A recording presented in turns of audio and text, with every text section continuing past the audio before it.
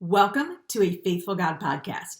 I'm your host, Tammy Rotzel, and today on the show, Caitlin Zick from Moral Revolution is joining me as she's going to share with us some valuable tips and resources that we can use in our own home to help prevent our kids from entering the fastest growing criminal activity in the world, human trafficking. So grab those earbuds and your favorite beverage and join me for today's show.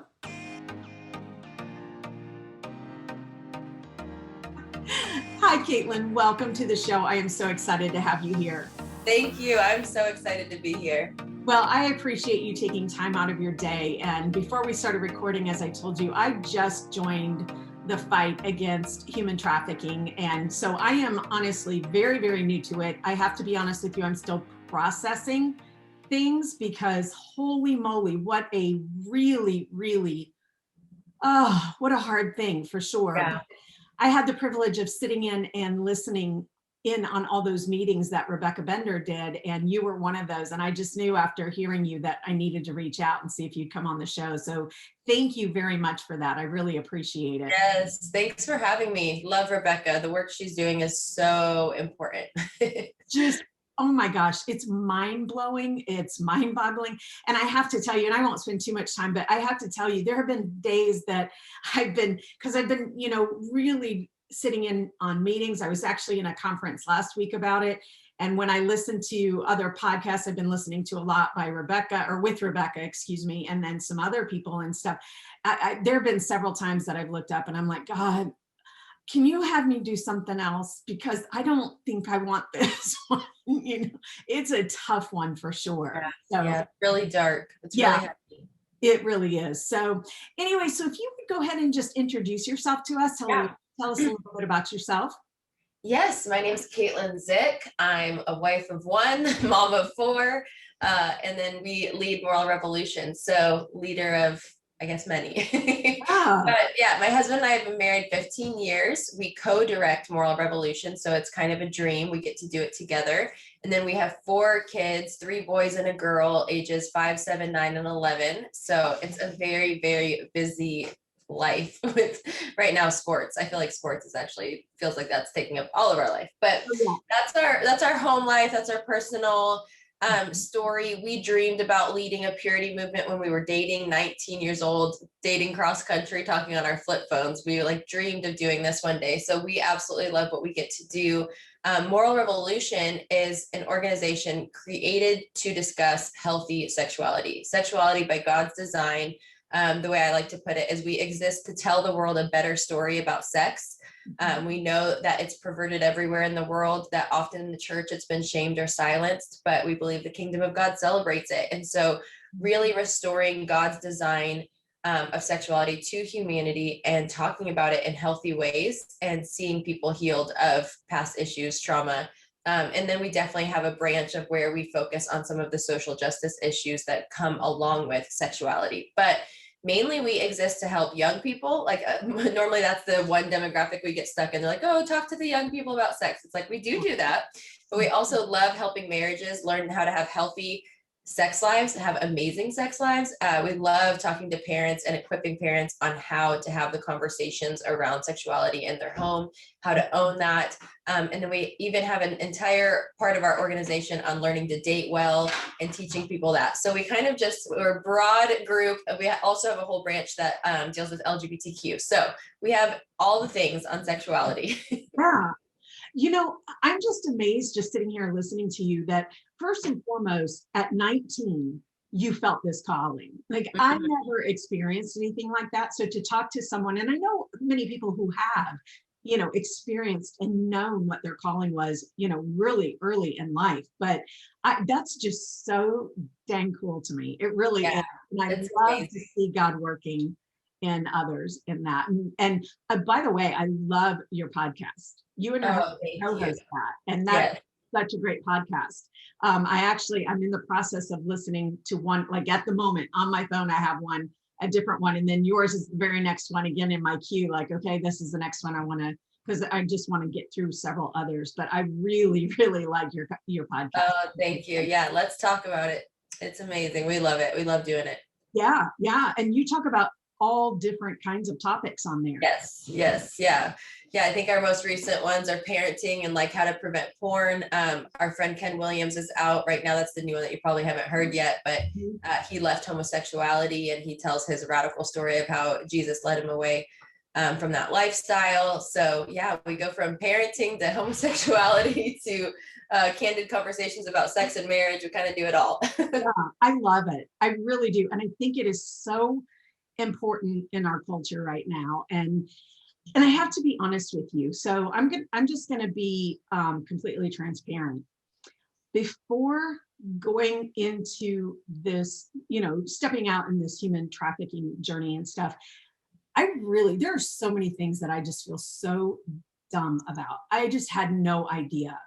And so the part that you guys, or at least that you spoke to us about in that meeting and everything, was human trafficking. Now, and granted, I know that you weren't speaking on human trafficking, but you were talking about that was in the demand portion. And I really hadn't thought about the demand portion. I think when we're talking about human trafficking, we get kind of stuck into, and just like everybody does, oh, you get thrown in a van and kicking and screaming and all of that. Right. But the demand portion, and by the way, I did take Rebecca's course and the Find Your Lane course, and where I scored high was demand, which doesn't surprise me because I have 2 boys. So that's what I'd like to talk about today, is just teaching people, a good, healthy way, parents, a good, healthy way to talk about sex, because I think there are many out there who, like me, felt like, I have boys. Thank God that's not one thing. We have other things to worry about with boys. But I was thinking, that's really not something I have to worry about too much. So yeah, if you'll tell us about that and explain that to us. Yeah, and something Rebecca and I talk about often is we are living in an insanely hypersexualized culture. So it is so imperative, and part of when people, if you're listening and you're like, oh, demand, like, what are they talking about? For me, like, my lane of demand is even just thinking prevention, right? Like, how do we prevent demand? And yeah, my lane is knowing, okay, I'm going to prevent it in my family and equip other parents of how to own the conversation in their home. Because I think so many, like you said, it's not about being thrown in a van, it's being lured away, it's being slowly talked to by a trusted friend, family member, boyfriend, girlfriend. There's so many different avenues. And so, but those students, those people, those young people, like, there's probably so much confusion around sexuality, right? Like, around, who do I talk to about this? It's like, oh, this is private. We kind of talk about in Moral Revolution how there's 3 different home environments when it comes to sexuality. There's the silent home, the saturated home, and the conflicted home. And so the silent home would say, oh, well, the most important people in my life aren't telling me about this, so I must need to figure it out on my own, or it must not be that important. And so it's like those silent home environments, then they do trust their peers. They do trust the media. They do trust the song lyrics they're singing. And that's how I was raised. I was raised to totally everything MTV sold me, or, my movies, I think back then was like American Pie. Like, it was like these crazy sexualized movies and song lyrics. And what my friends were saying, that was my beliefs around sexuality. And so if the home is silent around it, then it's clearly going to lead to confusion, disorder. And yeah, I think sometimes people think, oh, trafficking, but being sold or selling yourself. It gets really crazy now with OnlyFans and people choosing to sell themselves very easily and quickly, and it's becoming casual and normalized. So it's so important that we get to start at the foundation. And so if there's parents listening that have young kids, we're going to get into really good tools for young kids. And what I like sharing, even if your kids are a little bit older, I hate the idea of thinking, oh, it's too late. It's not too late. Like, you can start, you can use these tools. There's so much hope. You can speak to it from so many different angles. And I'm like, sometimes, like, get the books from when they were younger, because one day you're going to want it for your grandbabies. But 2, you get to learn the understanding of, oh, this is what we can be. This is how it should be communicated for children everywhere. Yeah, You're absolutely right. And something when you said it, and by the way, thank you for talking about demand. I apologize. I should have explained that. So I appreciate you doing that. Yeah. But the thing that is, again, so amazing to me is to sit back and think, yeah, we are so hyper sexualized here in this, in our society, in our culture now. And so much so that I'm one of those people. Like now, the things that I am learning, I'm looking at everything so differently. And literally, we cannot turn anywhere, anywhere without that, like you said, lyrics on TV, and even the TV shows that are on in regular prime time and stuff. It's not what they used to be. Yeah. I never paid attention to it before because, or I guess I shouldn't say I never paid, but I didn't think about it because we've become so hyper, we just, it's just normalized. And Yes. so girl, someone listening has a young girl growing up, what can they do? And like you said, early on, and what can they do, and teach them, even, it, because like you said, it's never too late, even as a Yeah. teenager, the things you can do. So if you'll Yeah. speak to that. Yeah, so I'll share the resources because, like I said, my kids are ages 5 to 11 right now. So I'm like, that's where I'm an expert because I'm having to live it and walk in it every day. Like, Yeah. we'll check back in my teenage years with them to see how we're doing. But Yeah. like I said, so the first thing, and even when you're talking about grooming, so this, I have a bunch. So for those, I know you have audio and YouTube listeners, right? So those on YouTube get to see it. If you're just listening, I'll tell you where you can find the links for all this. But this is a book called Good People. And the whole idea of it is it's a children's book. It's for, like, I read this to my 5-year-old. You could read it to a 2-3-year-old at night, including this in their bookshelf of books. That's the whole thing with all of these. I'm like, sex isn't, it's not a one-time conversation, right? It's not just like you have to talk one day. It's incorporating it and letting them know the power of first mention is that you are their safe place to talk to them about all of the things. That it's not like our eyes get big when they say sex or when, but it's incorporating it everywhere. But this book is called Good People. And the idea is, like, good people don't tell you to take secrets. Good people don't take you away from the group to touch you. So I'm like, just this idea from a young age, could you imagine knowing? Because it, like with abuse, which obviously I know there's got to be a high statistic on, abuse and that type of confusion entering into those who are groomed. Good people trust each other, believe each other. They don't touch what is yours or make you touch what is theirs. Like, it's a very just child book that some parents, I think, we get so alarmed, like, oh no, they're too young. But I'm like, no. Like, this is just teaching them boundaries. This is teaching them in their little kid language. And so, yeah, with the same thought of knowing it's never too late, how do you apply this concept to your 12-year-old? Like, you can take the foundations of, I love starting here, because anybody listening that does think, oh, I'm pregnant with a baby and this terrifies me. It's like, it doesn't have to terrify you. Yeah. Get these resources that you can start when they're 2, 3, 4. There's an entire series called the God's Design for Sex series. Right. And those books literally start at ages 3 to 5. And it's the story of me. So it's like, if they're learning and they're having so much identity and a foundation of identity and confidence in who they are and how their bodies work, then I can only imagine how much that lowers the likelihood and, like, of something like this happening to them, or them, like, being able to influence their friends, and they can influence their culture because they're walking in this confidence and this identity.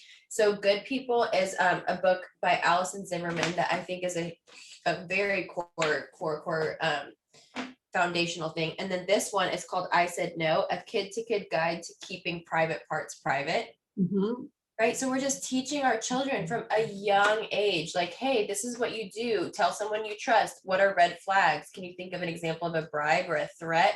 Danger, red flag, naked bodies are private. If you see something, if somebody says something, we're just giving them the language. Like, children imitate adults. And then that's a whole nother conversation of thinking about the pornified culture we live in, right? Like, the average age of a child finding pornography now is 8 to 10. It just blows my mind. It's heartbreaking. My 5th grader said in the car on the way home to my husband the other day, Dad, I'm so sad that I'm the only boy in my 5th grade class who hasn't seen porn yet. Oh, and it's a small town, small Christian school. Oh, Caitlin. And then for those of us, and probably any of us listening that are old enough to be listening to a podcast, our reference points for porn a lot of times are the magazines. It's not magazines. It's porn in their pockets. It's every 10 seconds. It's aggressive. 88% of pornography is found to be aggressive in nature and violent. So that's what they're imitating. That's what they're seeing. They're seeing more kid on kid interactions that are terrible, but it's because they're imitating the things they've seen.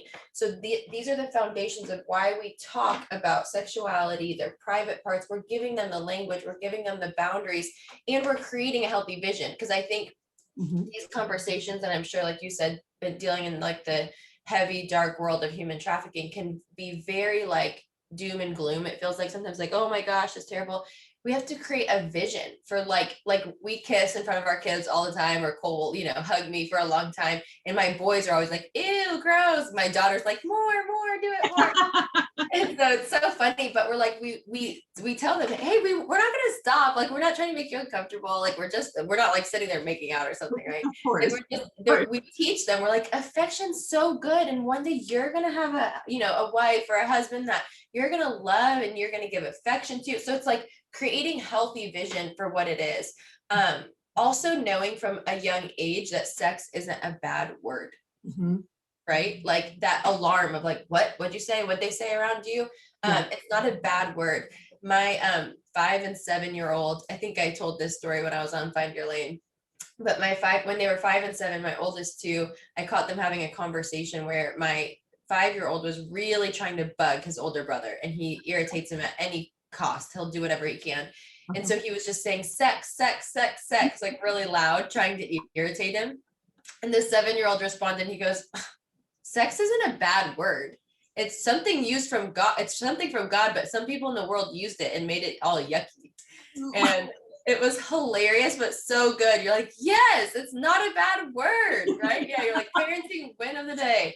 But then it was hilarious because he said, but in high school, you're going to have some girls who want to do it to you. And he was like, my 5-year-old's like, what? Why? And he's like, because you're so handsome.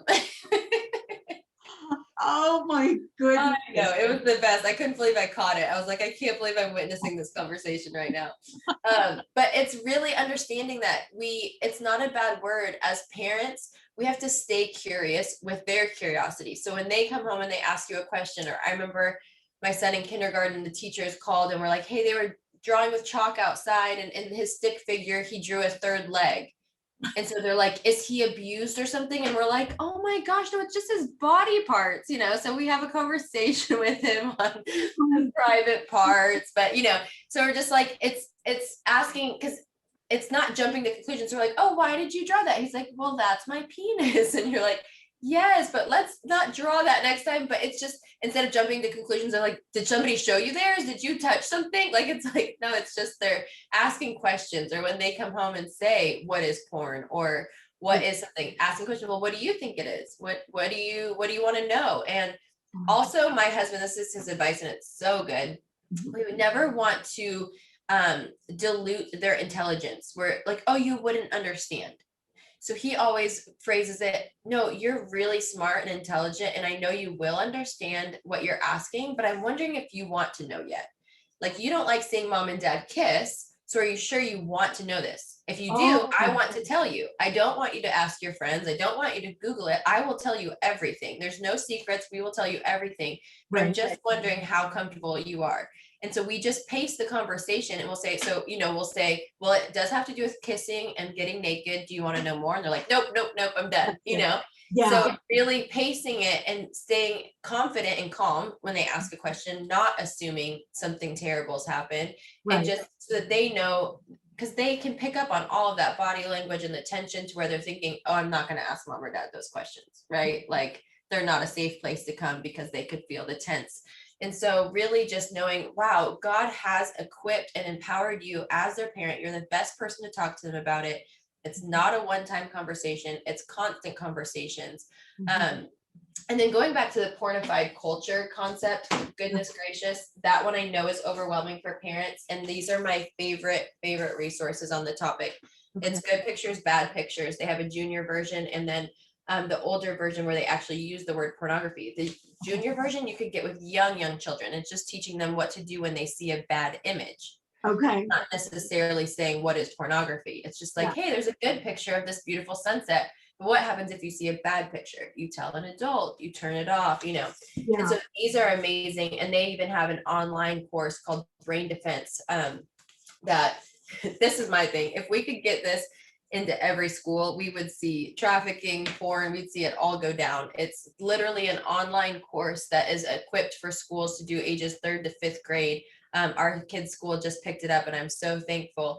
And seeing the paperwork they bring home, I'm like, oh my gosh, they're equipped. Like, this is changing lives. This is saving lives, because it's equipping kids to recognize and reject pornography, to understand that they could be addicted to their screens, to understand like what is happening with this online stuff that we weren't parented with, you know, like we don't know. Yeah. And so it's a very, very powerful resource, also done by Protect Young Minds, that I'm like, if we could just get this in every school, it would change the world. Oh my God. And you said it's called Protect Young Minds. That's the Protect Young Minds is the organization. They have these books, which are good pictures, bad pictures, and then they have a school curriculum that you can do at home with your kids if you'd like. But they built it to change the world by going into school. So they left faith out of it so that it could go into all public schools. But there are faith supplements that can be added on. And I think they have Mormon, Jewish, Protestant, and Catholic faith supplements that you can add on to the teaching. But it's just like a normal schoolroom, like sex education in a sense, but like porn prevention education. It's done at their age appropriate levels. Like, I'm seeing the papers that I brought home, and it was so beautiful. It was like a picture of a brain, and they said, draw a line from here to here in the brain. And it's like, that's a thought. And then it said, hey, draw another line, but make it really thick. That's a habit. That's when you keep thinking it, you keep going back to it. And it's teaching them like, hey, this can become a habit. This is why this is dangerous. Here's what you do when you see it. Caitlin, that like my mind is just blown right now. I'm like, I should basically work for these people, because I'm like, I want to sell Brain Defense. I'm like, it's the best tool. It will literally change lives, because it is a sad story, like I shared about my son's 5th grade class, because it was 2 years ago that a lot of the boys were introduced, and we didn't go to the school yet. Right. And to think, if that 1 or 2 boys that saw it, that then ended up introducing everybody else to it, if this would have been the culture in their classroom, that wouldn't have happened. Yeah. They would have learned in their classroom what to do when they saw it. Then other people that were introduced even still would be like, oh no, I remember we learned about this. Because normally it's their curiosity, then the shame comes in of, oh, I didn't tell anybody, oh, I saw this. And so it eradicates all of that. And so I'm so excited, and every school should do it. Oh, agree 100%. Like every single school should have this in their curriculum. Yes. Mm-hmm. As a matter of fact, here coming up, I'm going to be working through the process that, you know, again, following Rebecca's lead of, you know, finding out what the needs are in my community. And I know that's one of the things I'm going to do, is look into what's going on in the curriculum at the schools and see if there's anyone, because there may already, I hope there's already someone tackling that. I hope that's the case. But yeah, just to kind of find my lane kind of thing. But I love that. And that's what, because I do feel like the parts I share here, like this is super practical for the home, but yeah, in your community, I'm like, that's a need everywhere. Because the sex education, I just followed a whole long story of, it's not just in California and New York, all different states. It's really, really, it's getting pretty, yeah, it's really intense. They're sexualizing our children in the curriculums and in school, and it's really sickening. So we need people to find their lane and get engaged in their schools. It's not enough to just take our kids out. Yeah. It's not enough to just say, oh, I'm going to take my kids out that day. I'm like, what about all of their friends, all of their community that is being exposed, learning this, and they're going to repeat it, and they're going to be affected by it. So we need moms and dads to go in and talk to their school boards and talk to their principals and get this changed. Yeah, agreed, 100%, 100%. And I am a big believer too that, and I imagine you are too. And actually, it was really interesting, because in those Find Your Lane meetings that we had, I remember, and I don't remember if it was your session. I don't think it was. I think it was Patty's the next day, I think. But one of the things that really stuck out is, you know, don't change who you are. And I'm one of these people that I want to go out and I want to do all of it. That's just how I am. Okay, let me learn this, let me go out and do that. And it's so true. And it's something that I actually talk to my community about all the time is, you know, God has a purpose for your life. he's given you, we all have one ultimate calling, to make him known and bring him glory, but he's given us different gifts and talents to walk that out. And so I think to the listener who thinks, what, this is not my calling, this is not where God is leading me. I agree 100%. However, it's still part of being a parent. I feel very strongly about that. And not that I want to put anybody down. I don't mean that at all. But what I mean is just, taking care of this and having these conversations in our own home, then that actually spiders out, because it's, again, touching others around us. And it's, raising these children, raising these girls to respect their bodies and know boundaries. And the same for boys. It's respecting their bodies, no boundaries, and respecting a girl's body.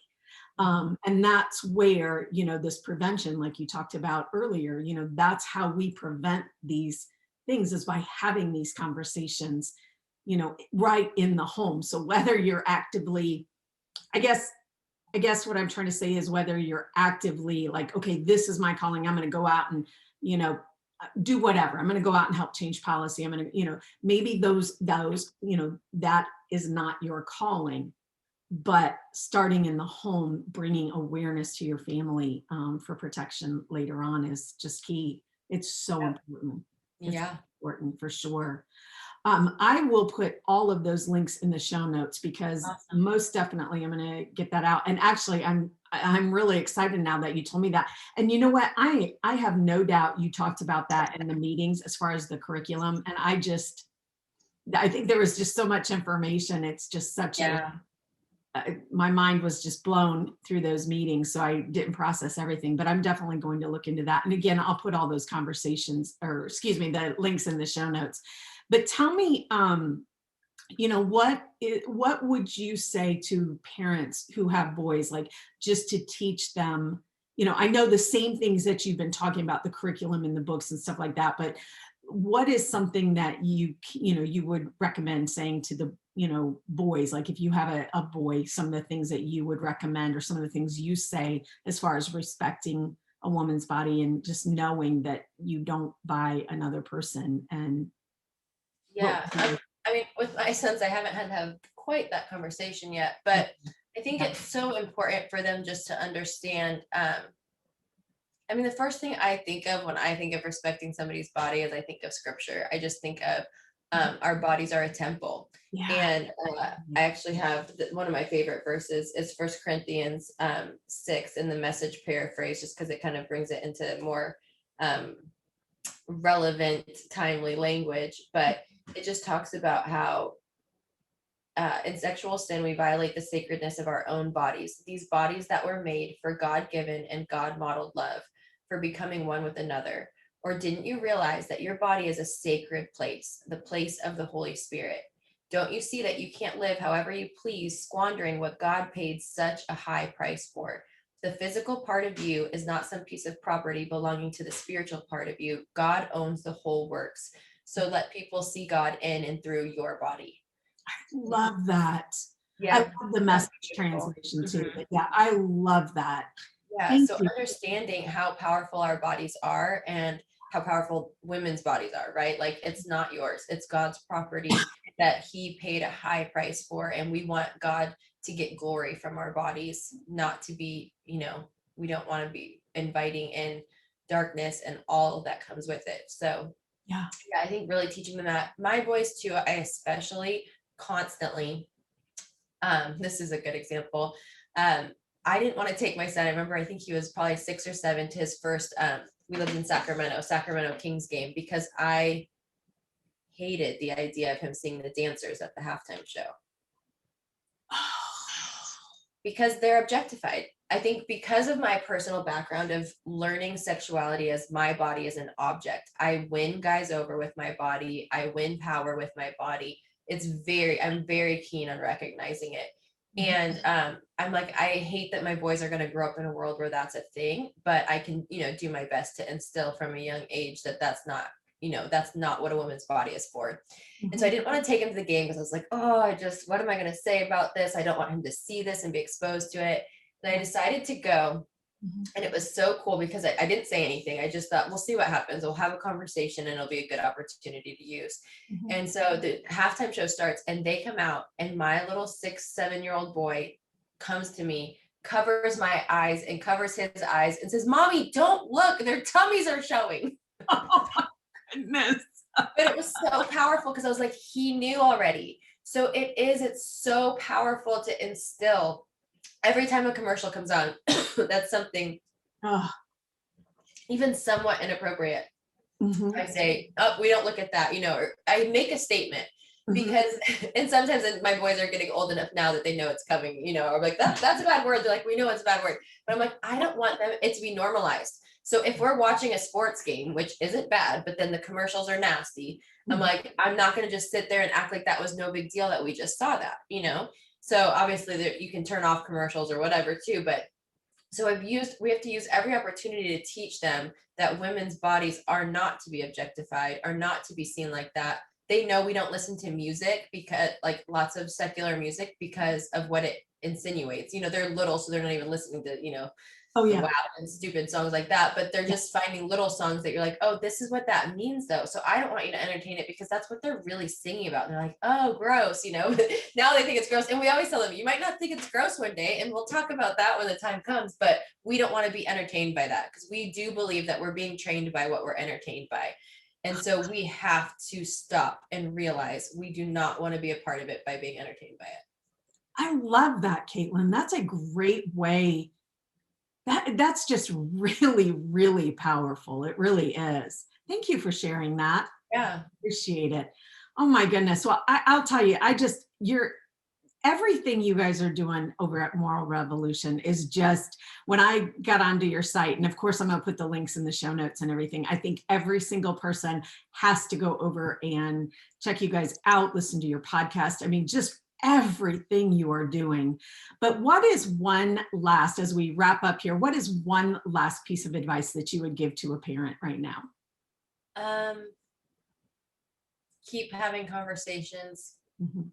keep having them, create space for them. If you're like, oh, if you feel awkward, if you feel awkward and ill-equipped, because I think it's normally our own shame or our own feeling like we weren't led by example in this. Mhm. But for me, I say, well, let that be, it's going to stop with me then. Instead of it thinking, well, I wasn't shown and it's okay, like figuring out, like, no, you can do this. And so finding the right books and the right language that help you feel educated and equipped and empowered, so that you can change the environment in your home and for the people that you love. Yeah, yeah, I love that. I love that. Thank you so much. Yeah, I just thought of another question, then it just kind of went out. I was listening to what you were saying, and it just came out. You know how that goes. I'll think about it later and go, oh, I wish I would have asked that. I wish I would have asked it.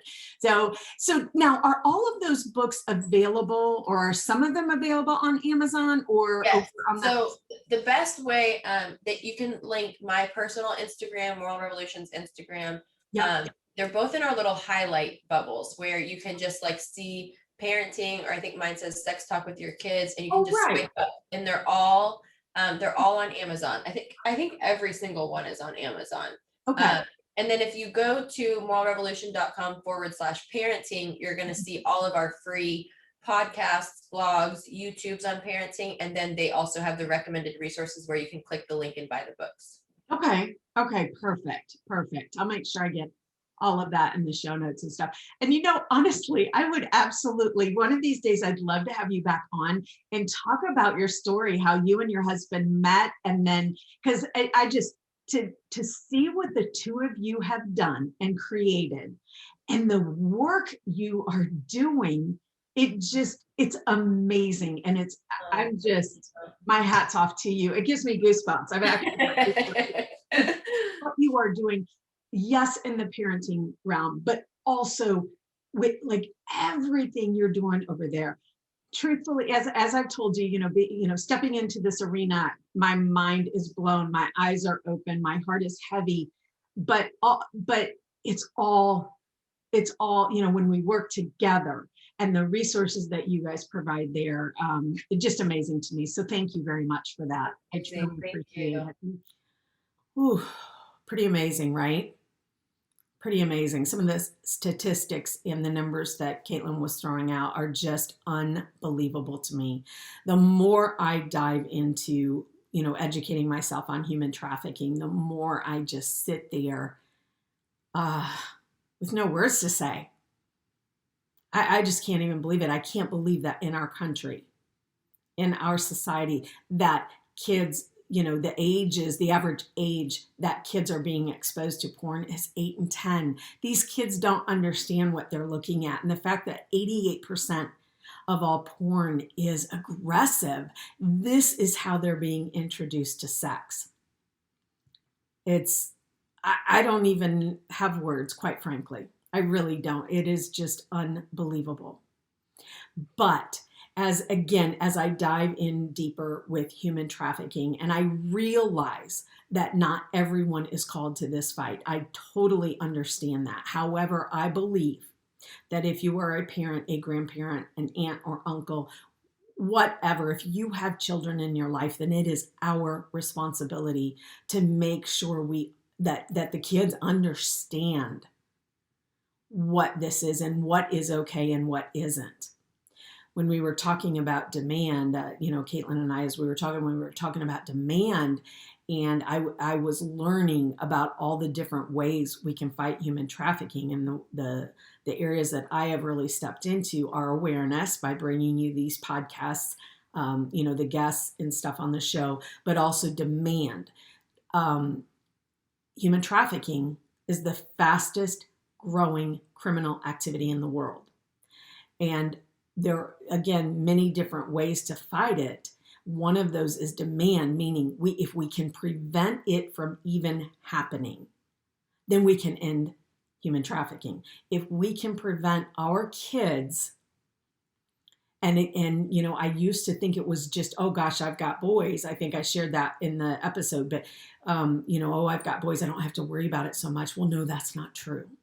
We need to teach our kids, girls and boys, what healthy sex is, and what is okay and what isn't.